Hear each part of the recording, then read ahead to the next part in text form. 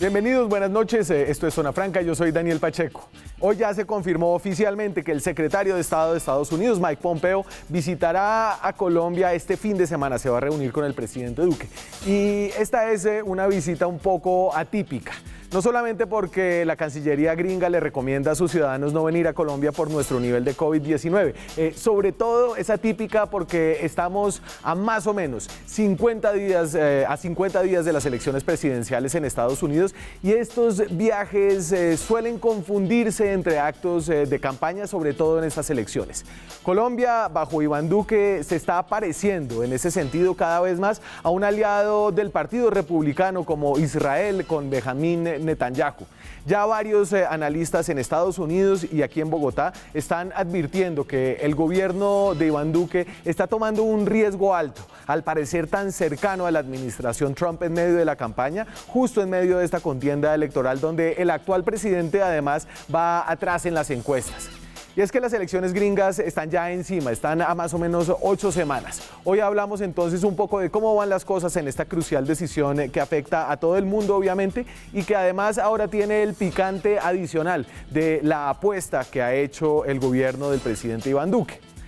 El hecho de que este gobierno esté rompiendo la tradición de mantener una estrategia bipartidista con Washington es en realidad bastante curioso. Iván Duque fue un gran admirador hace años de Barack Obama. Duque, antes de ser senador y luego presidente, pasó la mayoría de su vida profesional en Washington, trabajando en el Banco Interamericano de Desarrollo. Y desde allá, Duque escribía elogiosos comentarios en redes sociales y en columnas acerca del expresidente demócrata Barack Obama. Por ejemplo, escrito justo después de la reelección de Obama en el año 2012 en una columna que publicó en el diario Portafolio de la época. Aquí abro comillas. Si se compara el plan de estímulos de Obama con otras administraciones, no solo se alcanzó el mayor recorte tributario a la clase media desde Ronald Reagan, sino la inversión más robusta en programas sociales desde Lyndon Johnson. Duque sabe mucho de la política de Estados Unidos. Sigue la columna, demostrando su compromiso de proteger a los más vulnerables en tiempos de crisis. En todos los frentes de intervención se ha ido generando un cambio estructural que, aunque el pasado martes haya pasado de agache, le dará a Barack Obama un lugar privilegiado en la historia, cierro comillas. Eso decía Duque de Obama en el 2012. Que los aliados más cercanos de Duque ahora, hoy en día en la escena internacional, sean líderes como Trump y Bolsonaro, por ejemplo, creo que dice más cosas acerca del fracaso de Duque para alinear a su propio partido, al país, bajo un conservatismo moderado, que de su radicalización personal, de un cambio personal en el presidente Iván Duque. Duque era supuestamente el uribista 2.0, la renovación del uribismo. Y ha sido hasta ahora, y su política internacional lo sugiere, incapaz de moldear al uribismo hacia una visión más centrista de la derecha. Tal vez eso es pedirle demasiado, pedirle luchar contra pulsiones de radicalismos más amplias que él, tensiones que de hecho están afectando a varios países alrededor del mundo. Pero definitivamente el admirador del legado de Barack Obama parece hoy muy, pero muy lejos de quien era antes. Y eso, para hablar de legados y del legado de Iván Duque, parece indicar que no será uno forjado por su propio liderazgo e ideología, sino la de un moderado, sino más bien una obra discreta, en el mejor de los casos, de un administrador de turno de la turbulencia de sus tiempos. Ese es el legado de Iván Duque hasta ahora. Aquí arranca Zona Franca.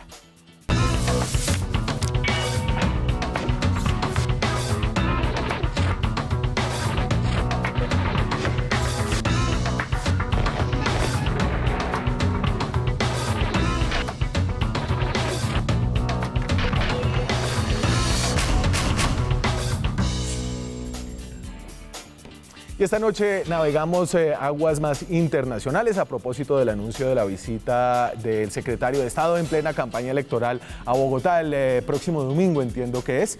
Antes de eso, un poquito de contexto, antes de presentarles a mi primer invitado, un poquito de contexto acerca de lo que está pasando en Estados Unidos en términos de encuestas, para dónde va la opinión. Así está la favorabilidad del presidente actual, de Donald Trump. Estos son los datos de 538, que es un sitio web que hace un cálculo agregado de muchas encuestas, las clasifica por el nivel de confiabilidad que tiene y nos da este promedio, un promedio bastante bien calificado, creo yo. Entonces, aprueba 43%, desaprueba 53% y ha estado relativamente igual desde en los pasados 3-4 meses. Digamos, no ha subido mucho ni bajado mucho la aprobación o la desaprobación. En términos de las encuestas, ¿cómo va la cosa? Y aquí de nuevo utilizo los datos de 538.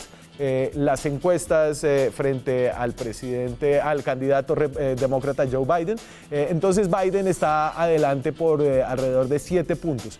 Tiene el 50.5 en la intención de voto. De nuevo, esto califica cientos de encuestas, las pondera y nos da este promedio. Y Donald Trump 43.5. Es una brecha importante la que tiene que recorrer y remontar el presidente actual Donald Trump si quiere ganar las elecciones. Pero una mirada enfocada en algunos de los estados claves. Hay más o menos 7 estados claves y la Florida es uno de ellos. La Florida, donde hay una población colombiana importante. Eso creo que habla más de lo que pasa con este viaje del secretario Pompeo. Entonces ahí ya están mucho más cerradas las cosas. Biden va adelante por un 48.6 a un 46.2, pero realmente esa es una brecha que además se ha ido cerrando desde el mes de julio, cuando estaban más abiertos. Para hablar del viaje de Pompeo a Colombia, de lo que está pasando en Estados Unidos, tengo el gusto de saludar a Michael Shifter. Michael Shifter es presidente del Diálogo Interamericano en Washington, el centro de pensamiento más importante en esa ciudad sobre asuntos latinoamericanos. También es profesor en la Universidad de Georgetown. Michael, ¿cómo estás? Es un gusto tenerte por acá. Bueno, el gusto es mío, Daniel. Me alegro mucho escucharte y verte y estar en tu programa. Muy amable la invitación. Oye, desde el 2016, cuando estábamos en Cartagena. Sí, claro, claro. Sí, es un milagro que me invita otra vez. No, creo que fue una clase de humildad para todos, para analistas, para periodistas. Sí, para todos. Sí. Para todos. Entonces empecemos. ¿Por qué no me dices quién va a ganar entonces las elecciones en noviembre? Bueno, mire, quién sabe. Yo creo que obviamente Biden tiene muy buenas posibilidades, pero no descarto que Trump puede ganar en el colegio electoral. Este sistema tan raro y tan complicado que tenemos de elegir presidentes. Yo creo que sin duda que Trump va a perder más de que perdió en el voto popular en 2016. Pero los 6 estados, como tú dijiste muy bien, están bastante reñidos y falta poco tiempo, pero también va a haber debates y en el mundo de Trump, 50 días es una eternidad. Muchas cosas pueden pasar. No, de acuerdo. Hoy estaban firmando allá en Washington un acuerdo de paz histórico. Además de eso, tenemos este anuncio de la visita. Michael, tú que conoces también la relación y la manera en la que Estados Unidos se relaciona con América Latina, para entender si esto es un viaje cualquiera que ya tenían agendado hace tiempo, porque tiene que venir el secretario de Estado a hablar cosas muy importantes aquí a Bogotá, a Brasil, a Guyana y a Surinam, o si es una cosa un poco rara, atípica, arriesgada en este momento preelectoral. Bueno, yo no creo que esto tiene gran significado. Yo creo que lo único es que sabemos una cosa muy clara, que muchos de los colombianos que están viviendo en Florida le gusta Trump, justamente por su política supuestamente dura, aunque ha sido, a mi juicio, un fracaso total con respecto a Venezuela. Entonces, esto también manda un mensaje. La alianza con el gobierno colombiano también es un factor que puede incidir con algunos colombianos. Florida, si Trump no gana Florida, es imposible ser reelegido. Es simplemente esto. No hay un camino para reelección si no gana Florida. Entonces, creo que están realmente dando mucho esfuerzo y esto puede interpretarse la visita en ese sentido, para reforzar y también agradecer al presidente Duque por su gran apoyo al candidato del Banco Interamericano de Desarrollo de Estados Unidos, que rompió una tradición de 60 años, y creo que el presidente Duque, si no me equivoco, fue el único mandatario en la región que públicamente y robustamente apoyó el candidato Mauricio Claver Carón. Así que eso también merece un cierto agradecimiento y se puede interpretarlo en ese sentido. Claro, Ricardo Ávila, periodista colombiano que seguro tú conoces, escribió el fin de semana pasado en el diario El Tiempo un análisis donde decía que el gobierno de Iván Duque se está arriesgando porque más allá de si está tomando o no partido en esta elección, existe la percepción en Washington de que lo está haciendo. A propósito de este viaje de Pompeo, ¿tú crees que es un viaje que genera alguna incomodidad en la campaña de Joe Biden, o es una cosa que realmente tiene muy poca trascendencia y no manda señales definitivas? Yo creo que tiene poca trascendencia. Es importante no exagerar el impacto de esto con respecto a Biden. Felizmente, Biden no es como Trump, no tiene rencores. Su gran objetivo, si es que llega a ser presidente, es fortalecer alianzas y no romper alianzas. Entonces, él tiene poco interés en tener tensión con el gobierno de Colombia, de presidente Duque, para nada. Puede afectar un poco el clima de la relación a los márgenes, pero fundamentalmente yo creo que Estados Unidos reconoce la importancia estratégica de Colombia y va a hacer todo para construir una alianza fuerte. Va a ser muy distinto que el presidente Trump. Habrá mucho más atención a temas de derechos humanos, democracia, la paz, que hemos escuchado en la administración Trump. Pero yo creo que igual hay un fuerte compromiso para fortalecer el lazo. Colombia es un país muy importante para los Estados Unidos y muy estratégico. Entonces yo creo que es el error exagerar el impacto sobre la gente de Biden. Puede haber algo digamos, a los márgenes, pero en lo fundamento, y creo que el presidente Duque está calculando que el riesgo que está tomando es mínimo. Y puede al final tener razón, que va a ser mínimo, aunque puede haber algo, pero creo que no de gran importancia. A ver, entonces creo que esto es importante porque ayuda a entender desde una perspectiva más alejada de lo que aquí en Colombia genera muchas pasiones, y siente la gente que el presidente Duque se está aliando primero con el candidato que es menos popular aquí en Colombia. A Trump no lo quieren por fuera de Estados Unidos, por un lado, y que además está asumiendo grandes riesgos contra el caballo perdedor, como diría el anglicismo que estoy reproduciendo en esta carrera presidencial. Entonces, lo que tú dices es, mire, si gana con Trump, gana de una manera grande, digamos, por apoyarlo, por salir a apoyar a Mauricio Claver Albid, traicionando un poco a su ex jefe Moreno, donde hay un poco de tragedia personal interesante ahí, pero si pierde no es tan grave porque Biden no es un tipo rencoroso, igual Colombia es muy importante.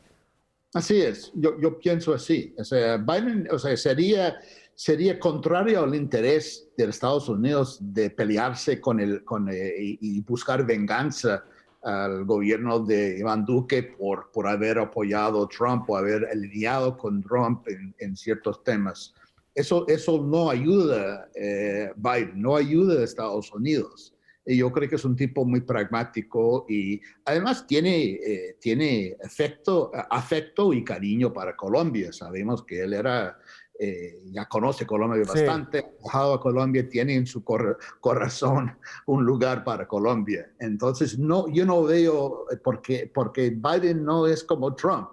Si fuera al revés, sería un problema. Bueno, al menos Biden sabe dónde queda Colombia y eso ya es algo importante. Es un avance. Es un avance, sí, estamos avanzando. Saben qué continente se ubica Colombia. Creo que si tú le pides a Mike Pompeo que señale en un mapa a Guyana y Surinam, podrías hacerlo pasar una vergüenza. Bueno. Michael, voy a poner aquí un par de interacciones que han tenido durante estos 2 años el presidente Duque y el presidente Trump, para que hablemos de un poco de esta manera de relacionarse con Trump, un poco desagradecida de este aliado que es a veces muy cercano y a veces te da la espalda del todo. Ahí va. More drugs are coming out of Colombia right now than before he was president. So he has done nothing for us. Okay, well, you're going to have to spray. Tendrán que fumigar porque si no lo hacen no van a deshacerse de los cultivos ilícitos. Tienen que fumigar para acabar con las drogas en Colombia. Entonces, y creo que otros líderes del mundo han vivido cosas similares, pero es difícil. O sea, si hay un cálculo, y creo que tú muestras que hay un cálculo relativamente racional detrás de las decisiones de Duque, definitivamente hay un costo personal que tienes que aguantar. Sí. Muchos han sufrido lo mismo. El tema con Trump es que es sumamente errático y impredecible, y mañana puede decidir desertificar Colombia. O sea, las alianzas no significan nada, no tienen lealtad a nadie sino Donald Trump, a sí mismo. Y ese es el tema. O sea, puede haber coincidencias en términos de política, y el presidente Duque puede sentir cómodo con la retórica agresiva que ha tenido Trump con respecto a Maduro, pero al final él puede dar la vuelta de un día para otro, o el mismo día aún. Entonces, no es un socio confiable. Yo personalmente creo que para Colombia una relación con cierto nivel de certidumbre, de predecibilidad, es importante, aún si hay temas que están planteados que no le gustan, como los asesinatos a líderes sociales y otros temas que tal vez hay alguna tensión por ese lado.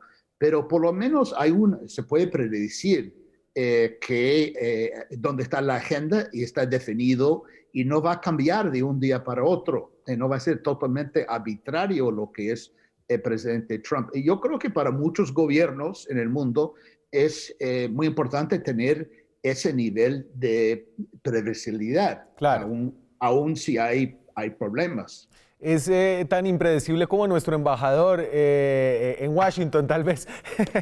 Por eso dicen que ha habido como una química ahí. A propósito de Pacho Santos, este fin de semana, mira, están volando los chismes y las habladurías acerca de la relación con Washington en esta campaña electoral. Y la sección de chismes del diario El Espectador, que se llama Alto Turmequé, dice que... y esto no es confirmado obviamente, pero que Francisco Santos está ayudando a Marco Rubio a armar un evento político en la Florida y que estaban pensando en que Iván Duque visitara ese evento político donde también iba a estar el presidente Donald Trump. Eso hizo que Luis Alberto Moreno llamara a Duque a advertirle en contra de eso, y desde entonces, dice el chisme del Espectador, ya Duque no le recibe el teléfono a Moreno. Más allá de todo lo que hay aquí debajo, cosas como estas ¿se acostumbran o no se acostumbran? ¿Cuál es la etiqueta, digamos, en la medida en que avanza la campaña de Estados Unidos? Mire, yo creo que Trump ha roto todos los parámetros. O sea, yo tengo 25 años trabajando desde Washington en diálogo interamericano y republicano, demócrata, siempre hay parámetros ahí. Y él no tiene parámetros, no hay normas, no importa. Entonces, yo creo que eso ha tenido un efecto de los demás. O sea, la gente da cuenta que no hay normas. El presidente de Estados Unidos, el hombre más poderoso en el mundo, no tiene parámetros. Entonces, bueno, está bien. Yo voy a decir lo que me da la gana y no voy a respetar esos parámetros. Pero obviamente esto es algo que cruza la línea. Pero todo el mundo ha visto que Trump ha cruzado la línea muchísimas veces y tiene 45% del voto. Y es posible, a pesar de la crisis, de la pandemia y la crisis económica en este país, que sea reelegido. Esto es algo increíble. Increíble, de acuerdo. Y entonces, ayúdenos a entender cuál es el sabor de esta campaña de reelección. En el 2016 veíamos una campaña en la que creíamos que Hillary Clinton iba a ganar, que por un lado tenía a Donald Trump hablando mal en contra de los inmigrantes, con un discurso un poco nativista de lo americano para los americanos, y denunciando la corrupción de un establecimiento que encajaba muy bien en la figura elitista, un poco de Hillary Clinton. En esta ocasión, ¿cuál es la campaña? ¿Dónde están los temas? Bueno, lo diferente, lo contraste es primero que Biden no es Hillary Clinton. Biden es un tipo que tiene muy altos niveles de favorabilidad. Está visto como buen tipo, un tipo como buena persona. Hillary Clinton, por alguna razón que nunca logré entender totalmente. Pero es porque a ti te caía bien, porque tú eres parte de la élite. Es que no entendí la indignación que ella generó en mucha gente, o sea, rabia fuerte. Esto fue a algún extremo que no entendí totalmente. Pero Biden tiene otra imagen. Es una persona que es buen tipo, que lleve bien con mucha gente.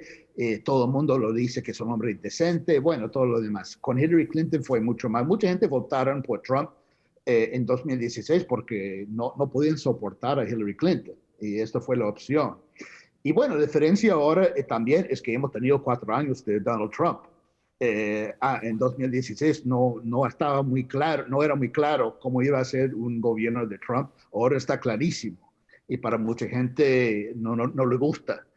Su manejo de pandemia también, sobre todo, ha sido terrible, ha perdido bastante apoyo sobre esto. Y ahora el tema es lo que llamamos aquí el law and order, ¿no? Seguridad, ¿no? Que dice que los temas raciales, que él defiende la policía, en unos incidentes que han muerto, han asesinado afroamericanos, sin armas, y todo eso ha generado un movimiento de Black Lives Matter, y él está por el otro lado diciendo que son radicales, que son terroristas, que son todo esto. Entonces, él está jugando en los estados claves, que esto va a generar una mayor participación de la gente, sobre todo gente blanca, para apoyar por él. Pero es algo interesante, Daniel, que él tiene, de acuerdo a las encuestas en este momento, tiene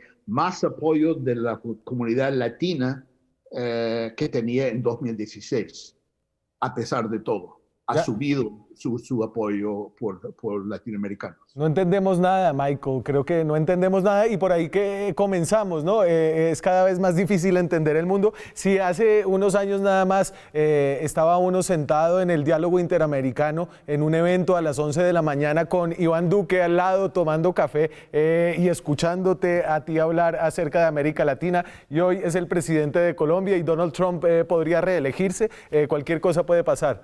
Así es. Bueno, ese es un poco el broma que han hecho varias personas con la elección del nuevo presidente del BID, que han dicho que eso es muy motivador, porque significa que cualquier persona puede llegar a cualquier puesto importante, los puestos más altos posible. Iván Duque no se reiría de ese chiste. Iván Duque no se reiría de ese chiste. No creo. Yo no estoy riendo, pero estoy compartiendo. Claro. Lo que yo sí me estoy riendo. Michael, como siempre es un gusto hablar contigo. Muchas gracias por tomarte el tiempo esta noche. A la orden siempre. Que esté muy bien. Chao. Nosotros seguimos hablando de lo que está pasando en Estados Unidos, que obviamente tiene impactos sobre Colombia y sobre el resto del mundo. Ya regresamos. Seguimos en Zona Franca. Esta noche hablamos de las elecciones en Estados Unidos, de la relación bilateral entre Colombia y Washington. Antes de eso, seguimos hablando de Trump y de su propuesta nueva en esta elección. Ha cambiado mucho la forma en la que se refiere a los latinos. Definitivamente creo que en esta elección necesita el voto latino mucho más. Aquí uno de los comentarios que hace el presidente actual. We got a lot of Hispanics. We love our Hispanics. Get out and vote.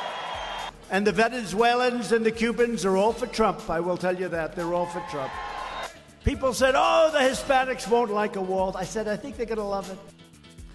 Hay amor en esta ocasión hacia los hispanos. Recuerden que en la anterior campaña Trump había arrancado con duros calificativos contra algunos mexicanos violadores. Les había dicho en esa ocasión. Los comerciales políticos en la Florida, ¿de qué hablan? ¿Cómo le están hablando a los latinos? Este es uno de ellos que tuvo que ver con Colombia. I'm going to be good to go down as one of the most progressive presidents in American history. Nuestros gobiernos progresistas. A las ideas progresistas, a las ideas del socialismo. Este nuevo eje progresista tendría aliados poderosísimos. The most progressive presidents in American history. Progresista de izquierda revolucionaria. The most progressive presidents in American history. Una revolución socialista en las propias narices de los Estados Unidos. Omar Bula Escobar es un trompista colombiano, es experto en geopolítica, es autor de El Plan Maestro, un libro que habla de los avances y las estrategias del islamismo radical en América Latina. Omar, es un gusto hablar con usted, muchas gracias. El gusto es mío, muchísimas gracias por la invitación, estoy a sus órdenes. Y entonces, Omar, yo siempre pienso y veo este tipo de comerciales y digo, ¿para quién van? ¿A qué gente le tocan fibras? Y yo creo que usted es una de las personas a las que le toca fibras como ese tipo de comerciales. Pues mire, yo creo que primero para una aclaración, yo soy trumpista en la medida en que Trump defiende algunas de mis causas. Si fuese el señor Smith, pues yo sería exhibicionista o lo que no quieran llamarlo. El personaje en sí está cumpliendo con ciertos de los componentes básicos de mis causas y en esa medida soy trumpista como colombiano, porque creo que el interés de Colombia se ve mejor representado en una victoria de los republicanos. Yo no tengo ídolos, yo tengo causas, eso lo repito muy a menudo. Ahora, esto de la propaganda política, hay que tener en cuenta primero que todo que son las elecciones más importantes, sin lugar a duda, en los últimos 30 años, desde el fin de la Guerra Fría. No hay elecciones tan definitivas, no solo para los Estados Unidos. Todas las elecciones de los Estados Unidos desde hace más de 200 años tienen algún tipo de repercusión sobre las naciones, porque es la potencia mundial, ha sido la gran potencia mundial. Esta, sin embargo, tiene repercusiones mucho más amplias, en gran parte debido a la globalización. El mundo ha cambiado mucho durante los últimos 30 años y todo se ha globalizado la economía, la tecnología, la sociedad, etcétera, pero también se ha globalizado la política. Los países ya no tienen la misma soberanía que tenían en el pasado. Esto no soy yo el primero en decirlo, ni el primero en decir que son unas elecciones cruciales que van a definir tanto el futuro de Estados Unidos como el de muchos países. Entonces, para responder a lo de la propaganda, yo soy muy consciente del fenómeno de medios de comunicación y es tal vez lo que más hay que subrayar en términos de novedad. Los medios siempre han estado ahí, pero la era de la información y los medios de comunicación están marcando el paso. Dicen algunos que es el cuarto poder, yo diría que podría ser hasta el segundo después de las armas. En términos de... Nos da usted mucho crédito. ¿Perdón? Nos da demasiado crédito a los medios. Creo que cada vez tenemos menos poder. Bueno, eso es discutible y ese sería un tema para otra conversación, pero es claro que hay un oligopolio mediático a nivel global, no estoy hablando tanto a nivel nacional, que tiene repercusiones nacionales, ¿no es cierto? Yo soy muy consciente del fenómeno de los medios en la era de la información, el hecho de que ha surgido irónicamente, inclusive en algunos medios, la censura y que muestran solo una parte de la historia, eso es muy claro. Yo soy muy crítico de aquellos que no son criteriosos en cuanto a la información que reciben. Y en el fenómeno de Estados Unidos está clarísimo, ¿no es cierto? La posición de Trump contra los medios de comunicación tiene que ver porque los que poseen la mayoría de los grandes medios de comunicación masiva son sus oponentes, ¿no? Entonces no es una oposición gratuita ni porque Trump le disguste la libertad de expresión. Ahora, como esto se muestra en los medios, pues eso ya lo he dicho muchísimas veces en varias entrevistas y a través de redes, es claro que hay un monopolio, eso no lo he dicho solo yo. Desde Elon Musk en los Estados Unidos ha reconocido el hecho de que más del 90% de los medios en este momento salen y surgen claramente, pues básicamente siguiendo las mismas pautas. Sí. Y estos medios obviamente van a mostrar una imagen muy diferente. Entonces no me incomoda mucho. Yo lo que hago es hacer un análisis. Pero entonces, Omar, y explíqueme, ¿usted por qué siente que esta es una elección tan importante, incluso más importante que la anterior, en la que Trump derrotó a Hillary Clinton? ¿Qué está en juego ahora mismo, en el 2020, que sea tan crucial? Varias cosas están en juego. En primer lugar, hay un juego de hegemonías entre las dos grandes potencias económicas del mundo, la China y los Estados Unidos. No solamente hegemonía económica, hegemonía política, ya está cultural y social. China ha dado grandes pasos durante los últimos 20 años para convertirse en la segunda economía más poderosa del mundo, no solamente en términos de cifras, también en términos de su expansión en el África, en América Latina, donde hay una penetración muy, muy grande desde hace muchos años, y tiene un proyecto hegemónico que se llama la Franja y Ruta, muy claro, a los cuales adhieren los países. Los imperios deben ser imperiales, ¿no es cierto? Un imperio que no es imperial, ¿no es cierto?, pues deja de ser imperio. A eso está haciendo la China, como lo hizo Estados Unidos mucho más el siglo pasado, cuando las cartas estaban de su lado. En este momento se juega entonces esta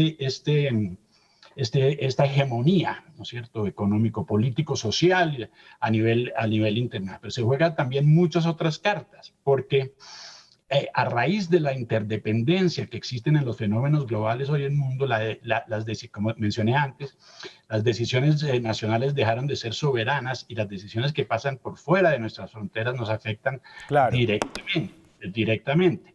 Entonces, ¿qué se definirá?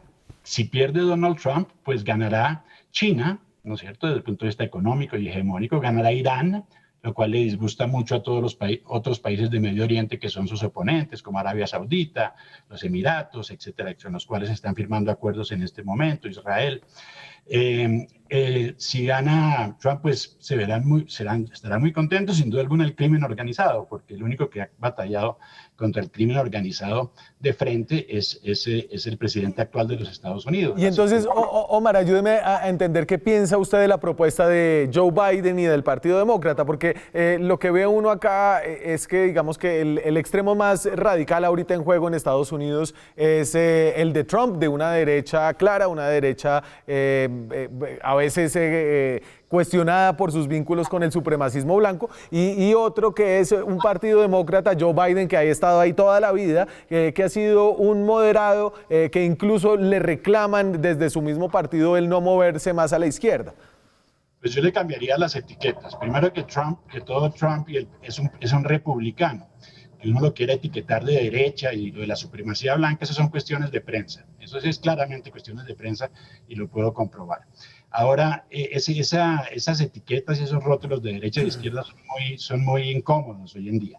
Trump está defendiendo en este momento la Constitución americana, la cultura americana, el modus vivendi americano y el modus vivendi occidental, sin duda alguna. Si lo quieren llamar de derecha, pues llámenlo de derecha. Para mí puede tener otras etiquetas. Biden, por el contrario, sí se ha ido mucho hacia la extrema izquierda, muchísimo. ¿Por qué? Porque después de la preelección de candidatos del Partido Demócrata, Bernie Sanders tuvo grandes votaciones, y Biden le tocaba obviamente conquistar a esos votantes. Y para poder conquistar a esos votantes tuvo que aliarse con ciertas ideas de la izquierda, ahí sí de la izquierda radical. Hablemos más. Yo creo que el espectro se movió más hacia la izquierda que hacia la derecha. Eso es una de las cosas que no han podido entender, ¿no es cierto? Y por eso tantas veces dice, aunque sea tan enemigo de esos rótulos y de esas etiquetas, mucha gente dice que simplemente el que está con la ley y el orden es de derecha, ¿no? Sí. Yo creo que la ley y el orden no es ni de izquierda ni de derecha, es cuando de estar con la ley y el orden y punto. Ahora, hay una capa por encima de esto muy importante en términos del Partido Demócrata. El Partido Demócrata está siendo financiado por lo que usted mencionaron ahí la palabra, y hay otros rótulos y etiquetas que salen a la superficie acá, que son el progresismo, otros lo llaman el globalismo, o el progresismo siendo parte de la ideología globalista, que es esa que implica un nuevo mundo. Por eso hay un cambio tan importante, y ahí le sigo respondiendo a su pregunta de por qué son tan importantes estas elecciones.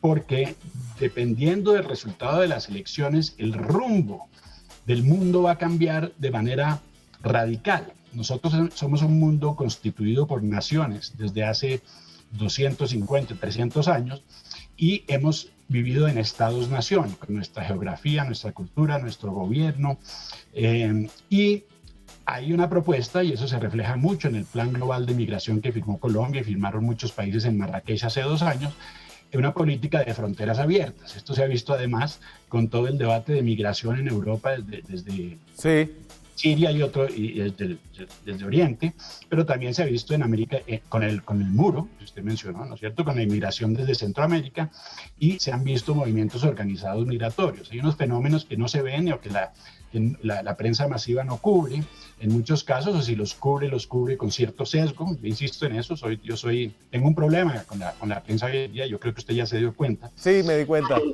Sí, muy claro, muy claro. Pero está bien, para que venga y nos cuente. Y fue, creo que, importante oír, porque, Omar, usted piensa que estas son las elecciones más importantes en 30 años y queda bastante bien definido lo que piensa de ambos candidatos. Le agradezco haberse tomado el tiempo para hablar con nosotros.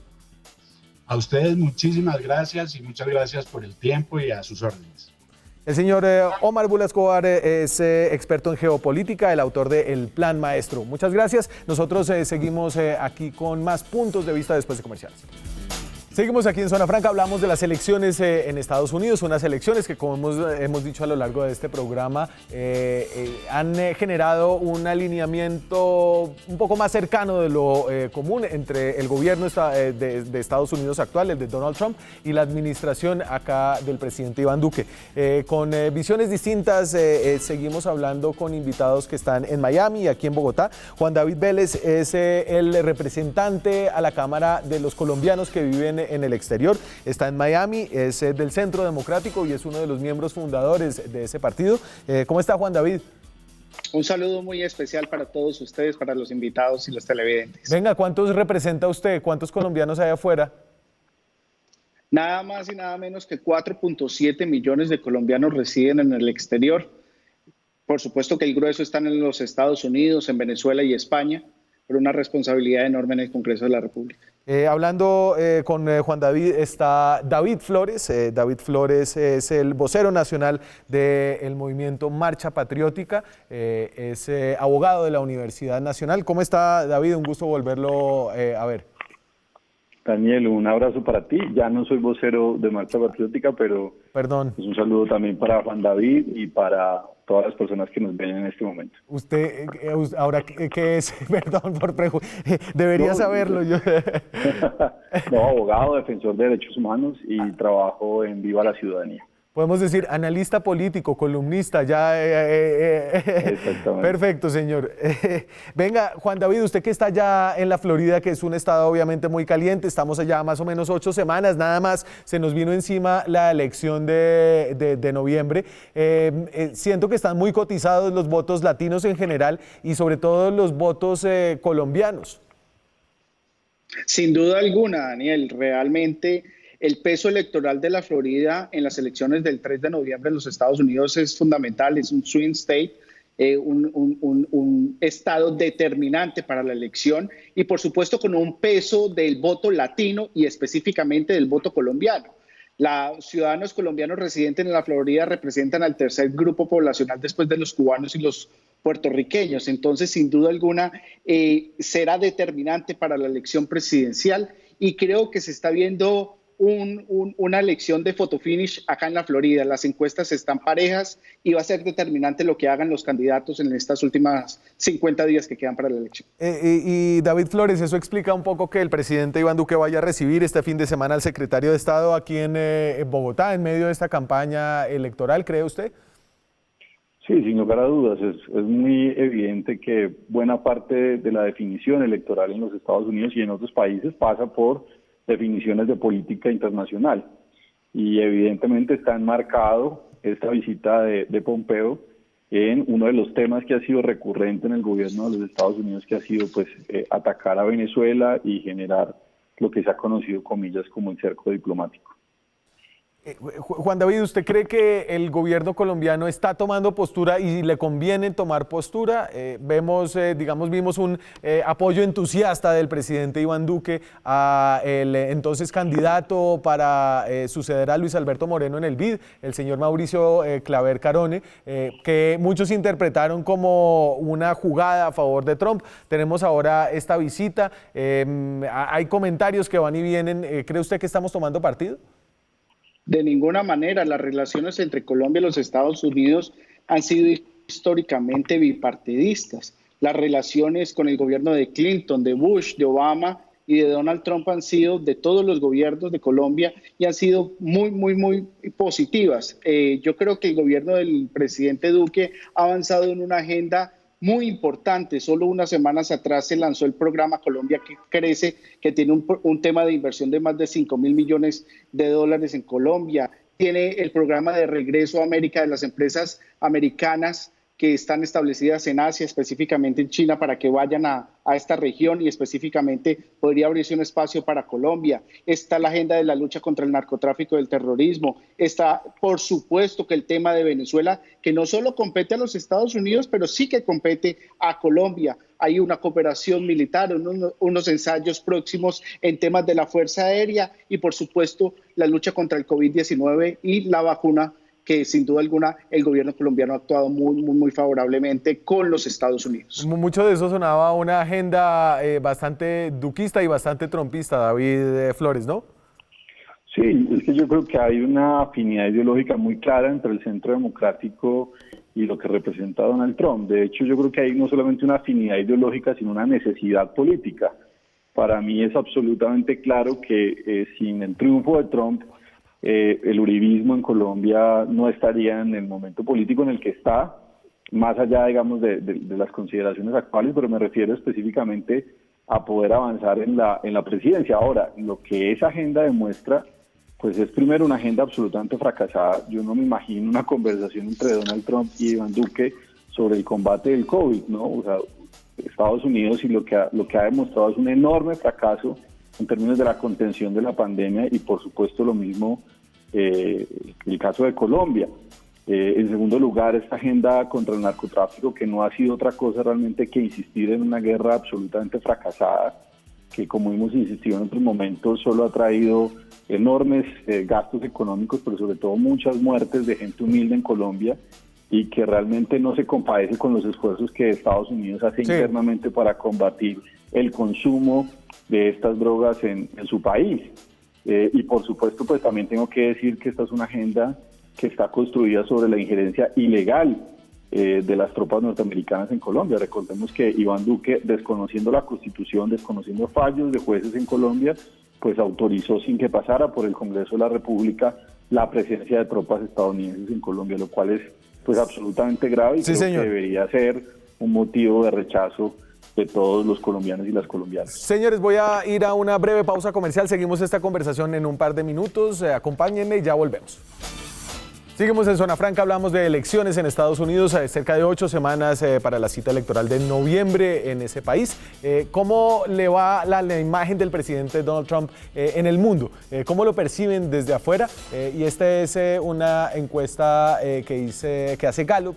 Entonces, ahí muestra que la favorabilidad de Estados Unidos en el mundo tiene un pico y va para abajo después del año 2016, cuando Barack Obama deja la presidencia y la asume Donald Trump. De alrededor del 30%, bueno, en el mundo tampoco es que le vaya tan mal a Trump, 30%, en Estados Unidos tiene 40%. Oiga, Juan David, yo creo que a mucha gente aquí en Colombia le cuesta trabajo entender por qué hay hispanos y por qué hay colombianos, más allá de la agenda conservadora y decisiones del centro democrático, pero por qué les gusta Trump. El señor insultó a los hispanos durante mucho tiempo, tiene una actitud despectiva, sobre todo hacia los mexicanos, quiere poner un muro en la frontera, está en contra de la migración. ¿Por qué un hispano le gustaría a Donald Trump? Hombre, porque una cosa es la lectura de los países latinoamericanos y otra cosa es la lectura sobre el ciudadano que vive en los Estados Unidos. Cuando todos los indicadores económicos se ven en una mejoría en los últimos 4 años en los Estados Unidos, hay mejores estándares de vida de más de 60 millones de ciudadanos latinoamericanos que viven en los Estados Unidos, pues el indicador es muy diferente por los votantes que por la percepción que genera alrededor del mundo. Los Estados Unidos antes del COVID tenía una economía con un desempleo en el mínimo para los hispanos y para los negros. Realmente eso se da debido a medidas que tomó este gobierno de Donald Trump. Es por eso que en un estado como la Florida, donde la gran mayoría pues tiene una ascendencia hispana, pues en este momento la votación está muy dividida, incluso en algunas encuestas favorables a Donald Trump. Y David, y eso es cierto, Estados Unidos tuvo un despegue económico en los últimos 4 años, un despegue económico que digamos que nos ayuda siempre aquí en Colombia, somos grandes exportadores de materias primas a ese país. ¿Usted entiende un poco esa lógica y le preocupa de cara a la elección, ahora que empieza a recuperarse rápidamente esa economía también post-COVID? Por supuesto, yo creo que digamos la crisis del COVID ha agudizado una crisis muy fuerte de las democracias en las cuales los discursos autoritarios pues calan profundamente y en la cual ciertas victorias económicas opacan graves violaciones a los derechos humanos y opacan preocupaciones por las libertades civiles. Para ningún demócrata en el mundo puede ser menor el aval que prácticamente Donald Trump le ha dado pues al abuso policial institucionalizado en los Estados Unidos, como casi que ha upado a que cuerpos civiles armados disparen contra manifestantes en los Estados Unidos, y que para devolvernos quizás un poco en lo que tú preguntabas ahora, pues esto muestra una clara afinidad política e ideológica con el uribismo y con el Centro Democrático en Colombia. O sea, no estamos muy lejos de lo que vivimos en la noche del 9 de septiembre cuando Iván Duque avala la masacre de 13 personas en Soacha y en Bogotá, y cómo Donald Trump pues avala también que disparen y maten a negros y a latinos en la policía. Entonces creo que también, por supuesto, hay una infinita afinidad ideológica, una identificación de valores ciertamente autoritarios entre ambos partidos, entre lo más recalcitrante de la derecha, del Tea Party y del Partido Republicano, y por supuesto pues la extrema derecha, yo diría con tintes pues ciertamente muy graves que tiene David, y usted me hace ahí pensar, a ver, creo que ahora se me ocurre una tercera cosa emocionante acerca de esta elección de Estados Unidos. La primera que yo había pensado es que siempre son emocionantes las elecciones sobre un país que tiene una gran influencia sobre los destinos del mundo. La segunda, que me parece importante, es la apuesta que hace el gobierno de Iván Duque. Y la tercera, ahora que usted plantea las cosas así, me parece que lo que pasa en Estados Unidos puede ser una seña de las elecciones en el 2022 aquí en Colombia. ¿Para dónde se va la gente? ¿Al miedo, al desorden o la indignación hacia el abuso de poder? Y Juan David, la última pregunta para usted que está allá. Juéguesela, ¿qué va a pasar en la Florida? No, pero no concluya diciendo que la gente va a coger para el miedo o para la indignación, porque tampoco es así.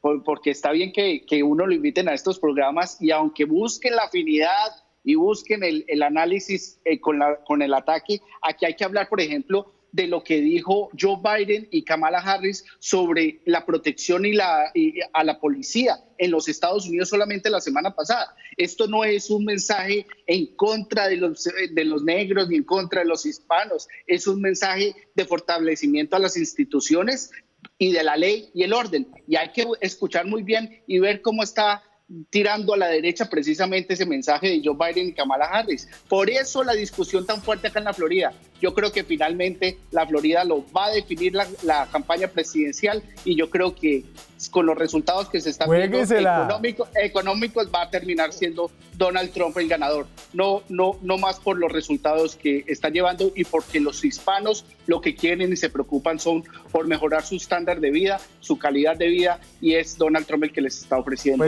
una reactivación económica. Para eso se fueron para allá. En eso tiene usted toda la razón. Conoce a su gente. Juan David Vélez es el representante de la Cámara de los Colombianos en el exterior. Es miembro fundador del Centro Democrático. Señor, muchas gracias por acompañarnos. Y a usted, como siempre, David Flores, es un gusto hablar con usted también. A ti, Daniel, a Juan David y a todas las personas que nos vieron, un gusto. Se nos acaba a nosotros el tiempo esta noche en Zona Franca. 8 semanas para las elecciones en Estados Unidos. Aquí estaremos, obviamente, trayéndoles información, debate y opinión al respecto. Nos vemos mañana.